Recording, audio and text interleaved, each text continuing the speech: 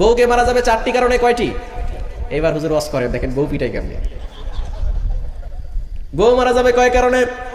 1 নম্বরে ফরজ নামাজ যদি না পড়ে, 2 নম্বরে ফরজ রোজা যদি না রাখে, 3 নম্বর স্বামীর হালাল আদেশ যদি না শুনে, 4 নম্বর যদি পর্দা না করে, তবে বউকে 4 জায়গায় মারা যাবে না।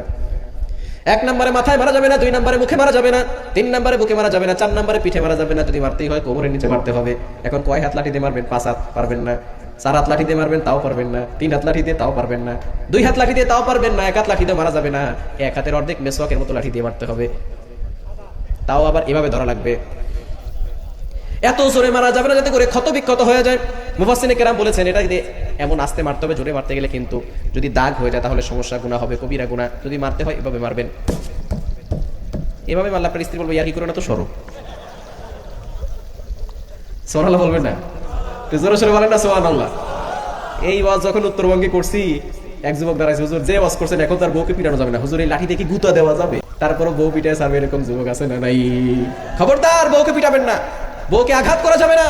নবীজি সাল্লাল্লাহু আলাইহি সাল্লামের 11 জন স্ত্রী ছিল, তিনি কখনো কাউকে আঘাত করেন নাই, ধমক দেন নাই। সুতরাং বউকে ভালোবাসবেন। বউরা একটু বক্র হবে, তাকে সুন্দর করে বুঝাবেন, ভালোবাসা দিবেন, ওয়াজ করবেন, নসিহত করবেন। বেশি চাপ দিলে ভেঙে যাবে, তালাক হয়ে যাবে। তালাক সব সমস্যার সমাধান নয়। তাকে বুঝাবেন সুন্দর করে, সে বুঝবে। আপনি রাগের মাথায় কথা বললে, ধমক দিয়ে, গালিগালাজ করে যে কাজ করাতে পারবেন না, ভালোবাসা দিয়ে তার থেকে বেশি কাজ করাতে পারবেন, ঠিক কিনা?